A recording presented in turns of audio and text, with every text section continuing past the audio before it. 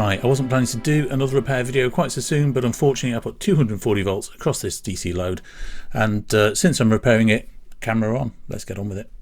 So this is currently programmed to be drawing 0.1 amps, and in actual fact it is drawing 0.098, which is pretty good, and it's showing 11.7 volts, which is fine. I'm putting 12 volts, but this is cable drop and there's another multimeter.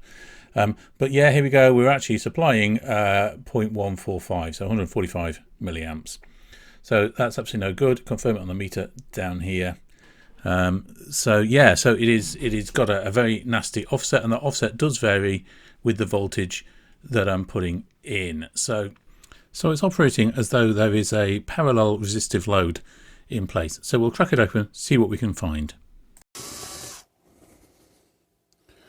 Looks like there might be some screws on the back need to come out as well. So yeah, 4 on the bottom, 4 at the back, all little posi drive 2s, and we should be in.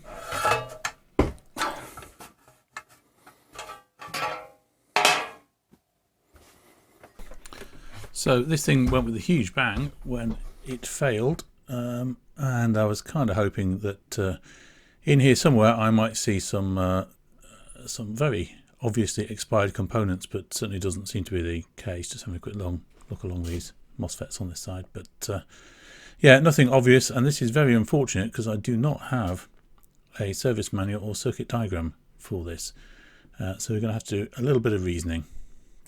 So the layout looks nice. There's this huge heatsink down the centre, of course, MOSFETs on both sides, and yeah, pretty nice. So 8 MOSFETs in total, I think, and in between the MOSFETs are some little PCBs with the current share resistors on them, also mounted, so we can just see them between the MOSFETs there, because you know, MOSFET on the left, then a resistor on the next one. So MOSFET there, yeah, resistor there, and so on. So yeah, quite nice really, and of course fan forcing air through that. Alrighty, we're out of the case. I disconnected the back panel from the case because it was a lot easier to deal with in that way. About 8 screws to hold it in. I was caught out by some screws underneath this heatsink. There were some nylon screws holding that in place against the case.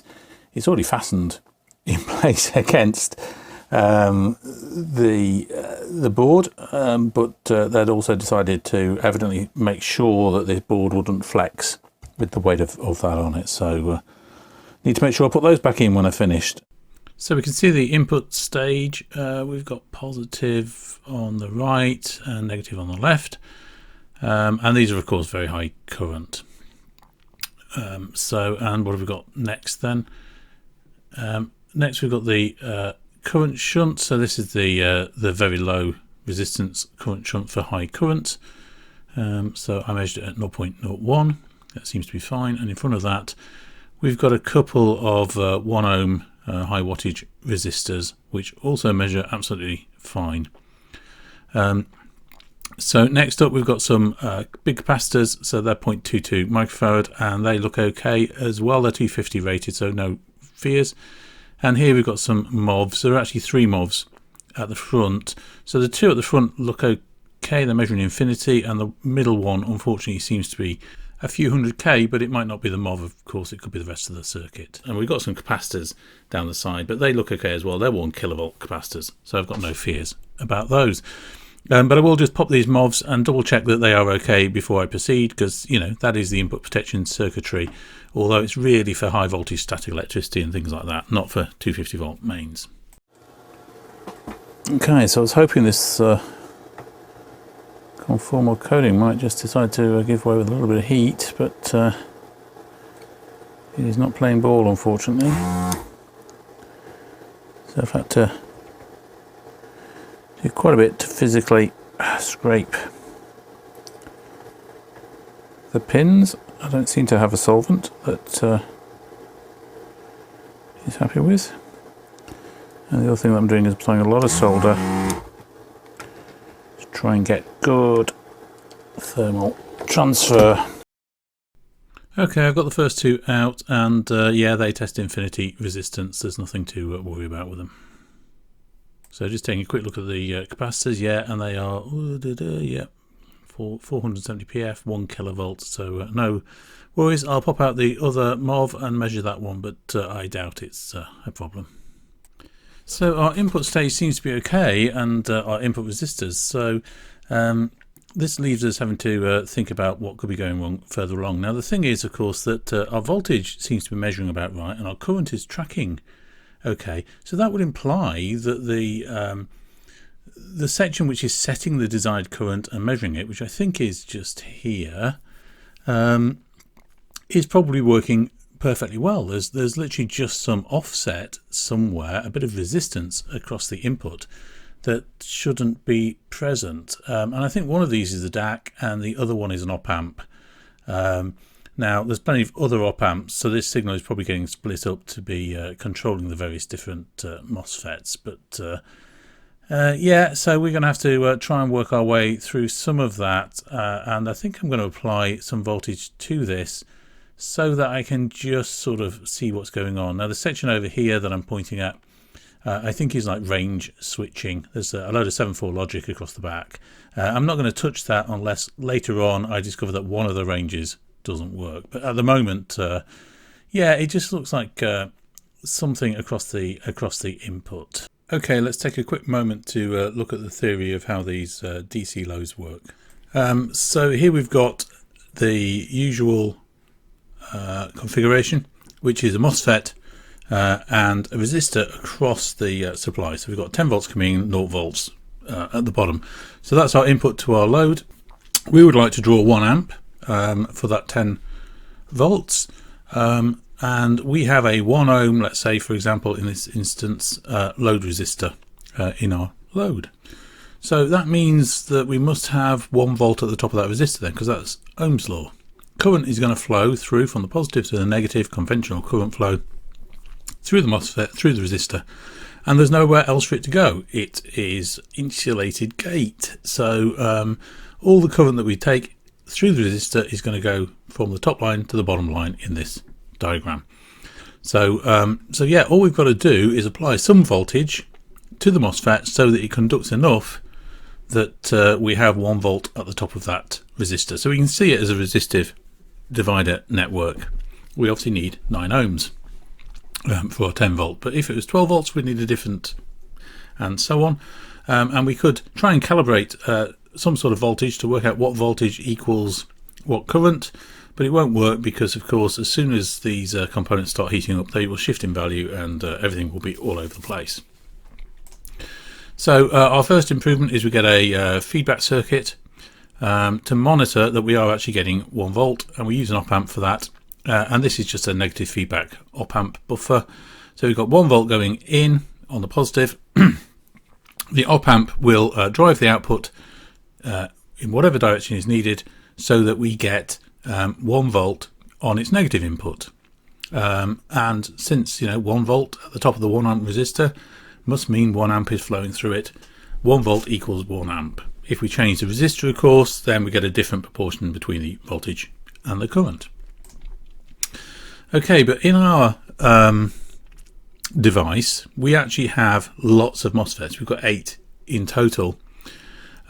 So how are they joined up? Well, the first attempt might be something along these lines. So we basically just put the MOSFETs in parallel. So the gates are joined together, and the sources are joined together just above the 1 ohm resistor. And so hopefully the current is split between the 2 MOSFETs. Now in practice that might not happen very well, and the usual practice is to put a couple of little resistors in the drain, so that, and this kind of helps them share the load more evenly. But we can see we've still got the same feedback circuit. Now in practice, again, there will be more enhancements on that for a fuller circuit. Now one of the things that I think that's happening in the Tenma DC load is that each MOSFET is driven by a separate op amp. I think there might also actually be some resistance put into that lead, and that's fine, it's just some current limiting.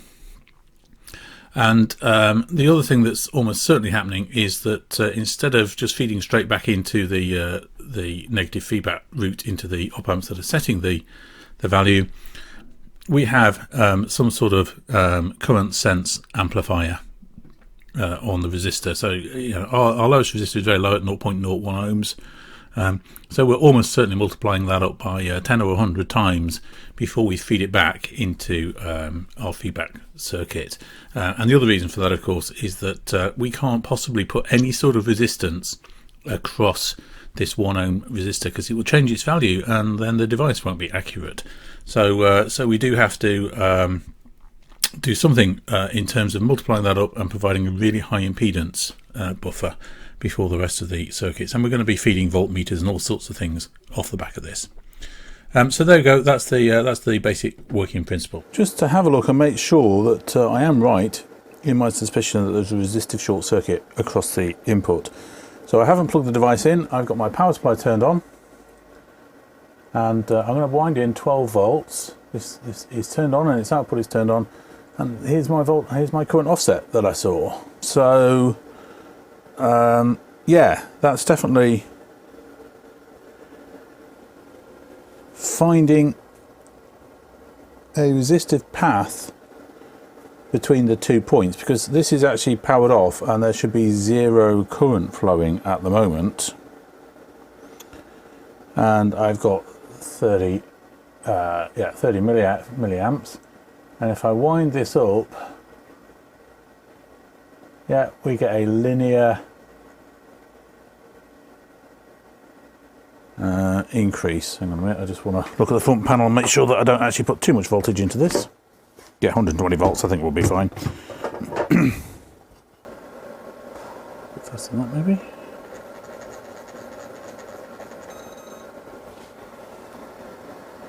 Let me turn that all off.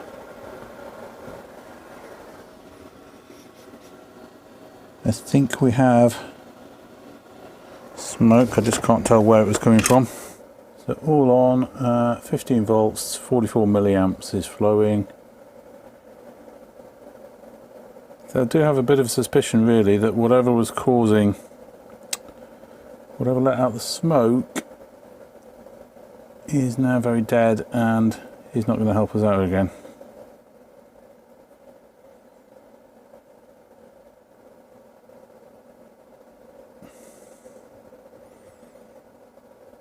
Everything else on the board is looking pretty cool.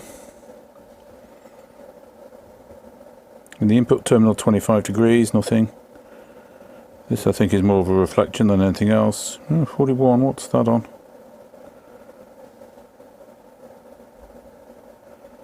Transistor or...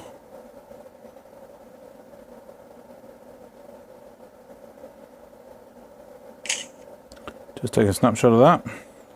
So I don't think that that is the IC, I think it's the component above it. So there are two components that are getting really hot. On the right hand side there is a resistor feeding into the gate on a MOSFET, which shouldn't be getting hot at all, and there's a resistor on the left hand side also getting hot, and that's also relating to a MOSFET circuit. And I've gone in close on one of them just to have a closer look, and brought the pencil in just to show the difference between the physical photograph and the thermal photograph, so I can find the right component. Yeah, that's resistor 155. Ow.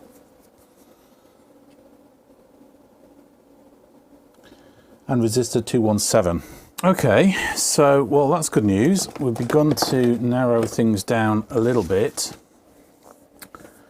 So the question, I suppose, is if we consider this resistor here, which is our particularly bad guy, and this resistor here, 2 points, what do they have in common and what do they do? Okay, so let's have a look at these components, see if we can understand something about the commonality of them and what they actually do. So this is our hot resistor just down here. And it feeds into one of the pins of this device just here, and we're going to go and have to look at the device number and the pin out in a second. But for the moment, that's where it goes, and it runs back along a trace. And let's see if we can see. Okay, so it's the second one up.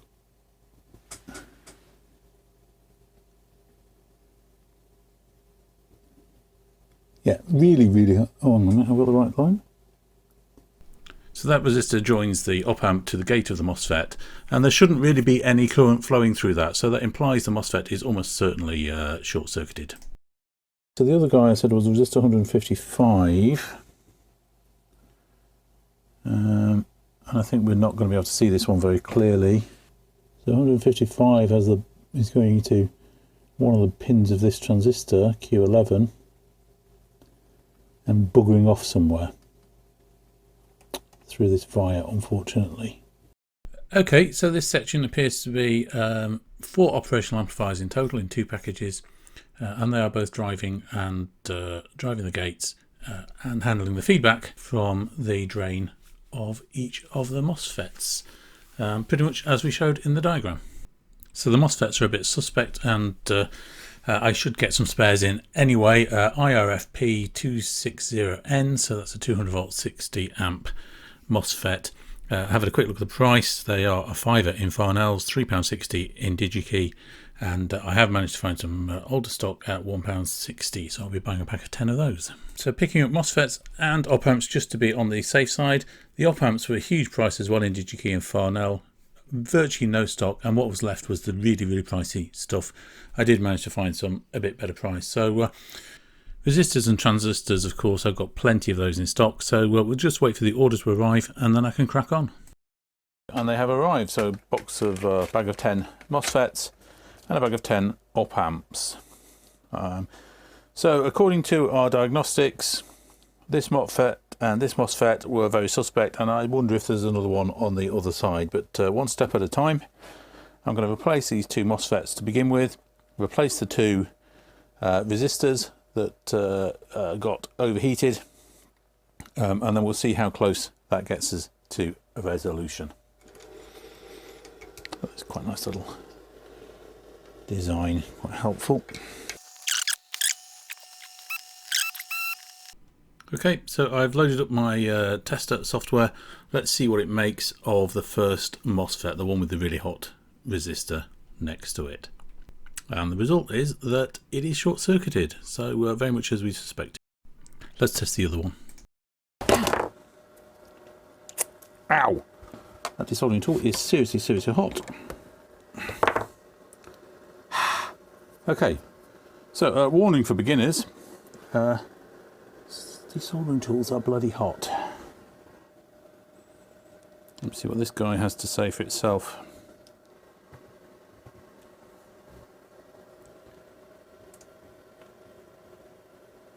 Okay, so this one has identified as a MOSFET, and yeah, no gate current flowing at all. So since I've taken it out, I'm going to replace it with a new one. Anyway, right. Now, there's a small job has to be done here first, which is just to find out what the... No, that's it is readable still on the damaged one, but I was just going along to the next point on the circuit and reading the value of that one. So that's a 471. So the other resistor was this guy just here, 2001, 1001. I'm going to go for 1001, I think. So I normally do this underneath my microscope, but it's a lot easier for the camera if I do it with the naked eyeball.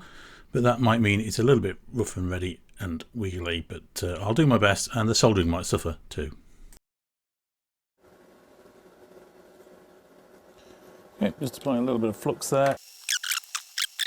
Okay, so just in the surface mount components, these are a little bit tricky without using the microscope, just for the purpose of the camera.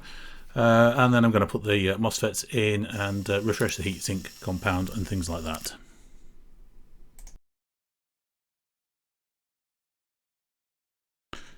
So back together enough to test it. Just put a couple of screws in the bottom to stop it skewing and short-circuiting.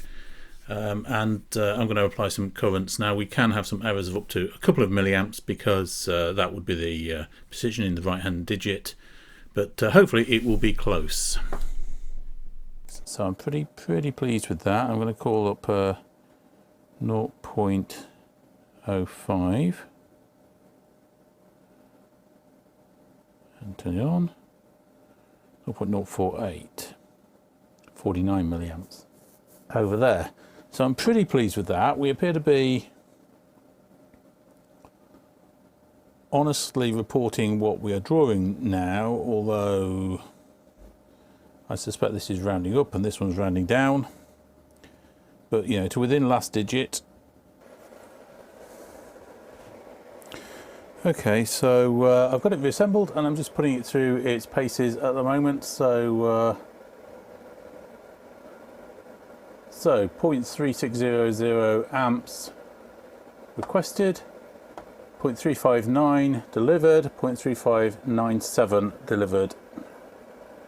So up to just over 2 amps, 2.06, 2.059, 2.058. So yeah, can't go above 3. There you go, we're current limiting at 3 amps on my power supply, 2.9962, 3.006. Okay, let's turn it down a little bit, 28612, 2859. So yeah, I am very happy with that. I think I qualify that as working again, thank goodness. Anyway, thumbs up, we got it to work. So it turned out to be a pretty reasonable repair considering we hadn't got any diagrams. If anyone does have them, then please share them with me, and also on the EEV blog I think would be a good place. In the meantime, please subscribe, like, comment, blah blah blah, you know, all the usual, you know what it is. See you next time, take care.